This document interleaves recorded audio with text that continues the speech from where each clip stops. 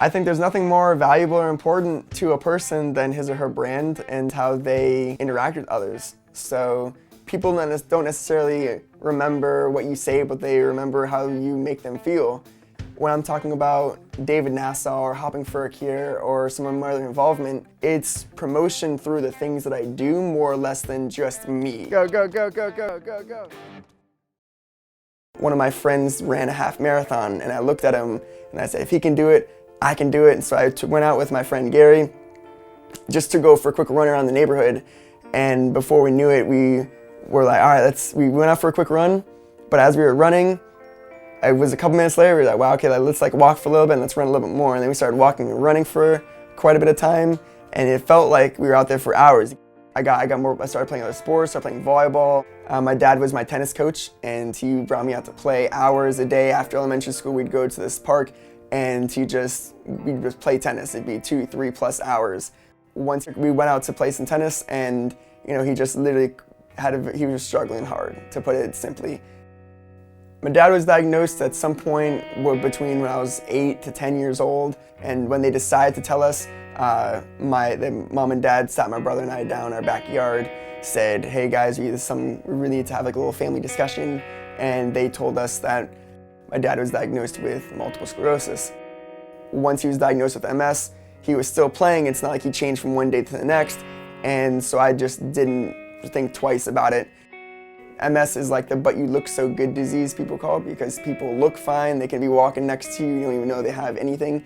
But meanwhile, my dad struggled more cognitively over the years. It started off with his eyes, he could see double vision, he would get numbness in his hands and his extremities.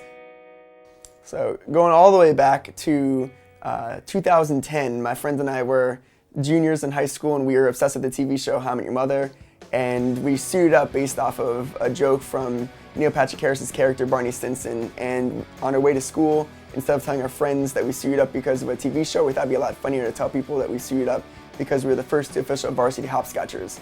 And people believed us for whatever reason, started asking us questions, who do you play, how do you play, what are the rules? And we started making up a whole bunch of things on the spot. I was a speed guy, he was the endurance guy.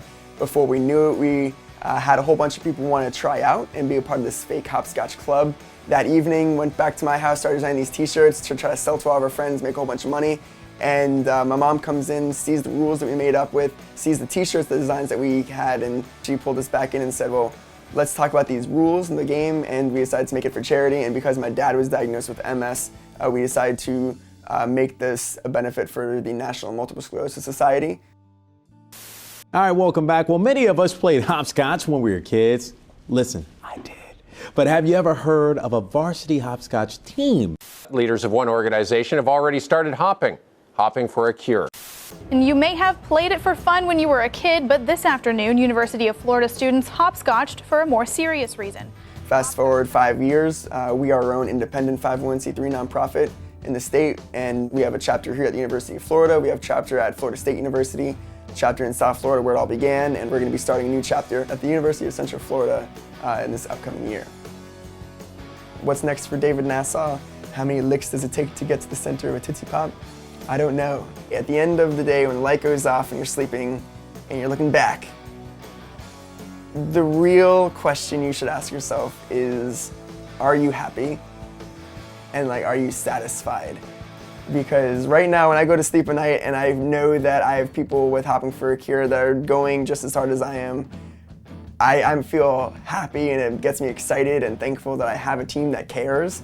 Your life is your book and you have to write it and make it as interesting or boring as you want, but just make sure that you know it's your story and end it well.